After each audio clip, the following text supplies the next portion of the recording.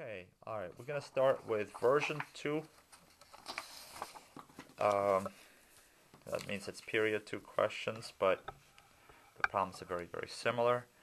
So version 2, 2a, sine inverse of sine 7 pi over 9. One of the first things you want to look at to see is this a read-through problem. If this problem, if the domain for this function satisfies negative pi over 2 to pi over 2, then would be a read-through problem, and we would get back to the same thing what we started with. But in this case, this lies outside of this permissible area. Okay, let me focus better. Sorry. I didn't see that was out. Okay, so in other words, this is not a read-through problem. So let's actually try to place this angle. 7 pi over 9 would be approximately here. It's not really to scale, but it's close enough. So this is 7 pi over 9. What we're looking for is really the reference angle that this creates, and that is 2 pi over 9. Now, when it lands in the second quadrant, what is the sign in front of the value? Is it positive or negative? Sign in here is positive. All students take calculus, so it's positive.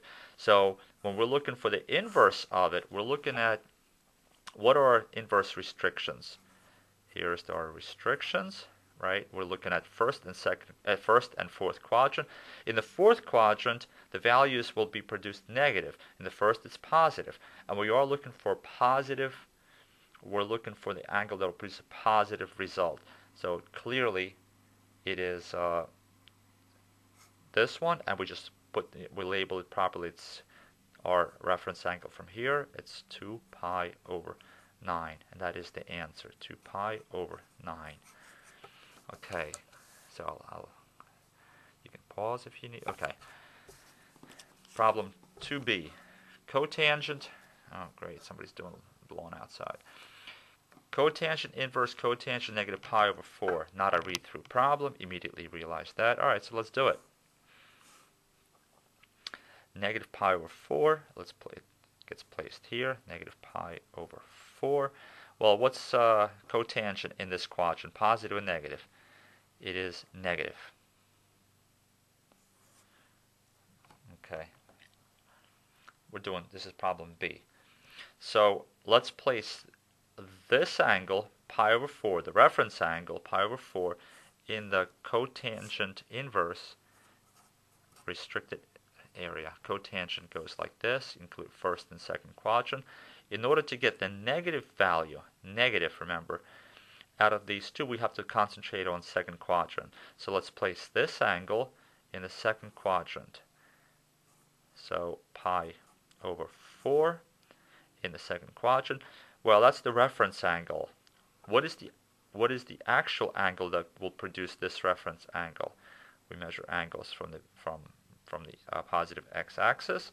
Therefore, what is our angle here? What do we call this? 3 pi over 4. So the answer is 3 pi over 4.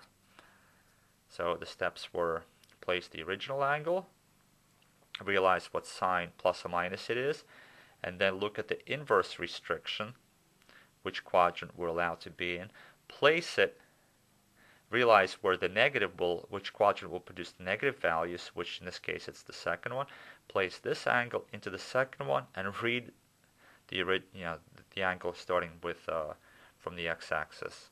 That's it, a little convoluted. Okay. Let's 2C.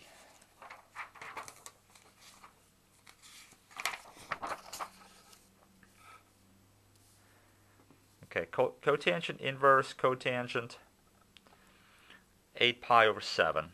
Okay, let's immediately realize that we got to place this angle. 8 pi over 7 goes something like here. So this is not necessarily to scale, but that doesn't matter. As long as I'm in the right quadrant, that's what matters, and as long as I label things correctly.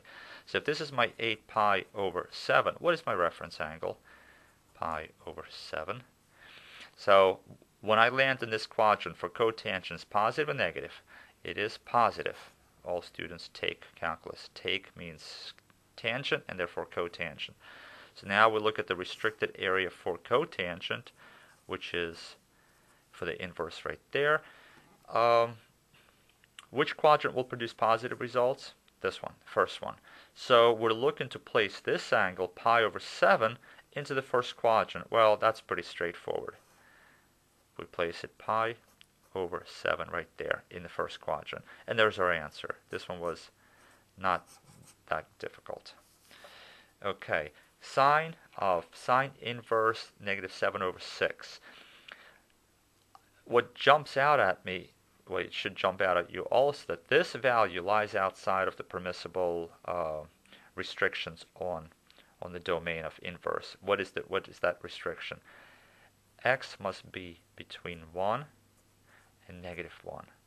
Because sine cannot go beyond this interval.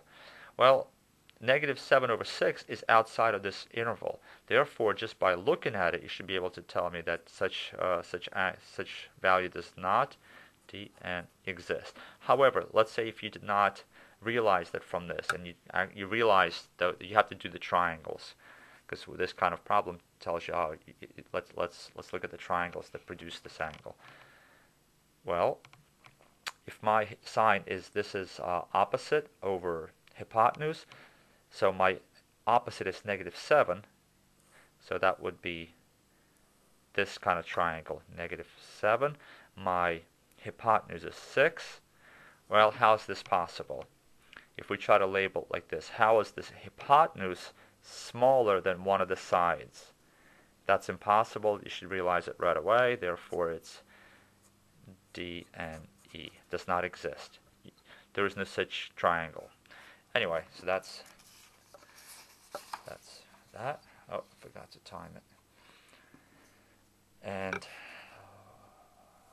D. Okay, one more page for problem 2, and we'll stop, and I'll do another video for problem 3. I'm running into a time limitation of the YouTube. Anyway, all right. E is inverse cosine 10 pi over 7. Okay, let's do this one. 10 pi over 7, if there's a 7 pi over 7, so it goes something like this, right? 10 pi over 7. If this is 10 pi over 7, what is my reference angle? The reference angle will be 3 pi over 7. Now, cosine in this quadrant is a positive and negative. It is negative. So now we'll look at the cosine restrictions for the inverse. And they are right like that, cosine. What values will this quadrant produce? Positive. This one will produce negative. So let's try to play, and we are looking for a negative. So let's try to place this angle into this quadrant. And the way we place it is off of the nearest x-axis. That's 3 pi over 7 is my reference angle that will produce negative value. Well, what is the angle that we actually looking for? It's this, starting with the original x-axis, the positive x side. And this is, what is this? 4 pi over 3. So my answer is 4 pi over 3. Okay, last problem for problem 2. Sine inverse negative square root of 2 over 3. Again, just from like one of the 2 problems back, we looking at the restrictions of this, and does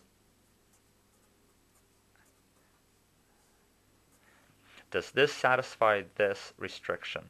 Negative square root of 2 over 3 does fall into this restriction. Therefore, we don't even need to evaluate this individually. We can just look at this and say these two will, the sine and sine inverse will cancel each other out, and the answer we're going to get back is what we started with.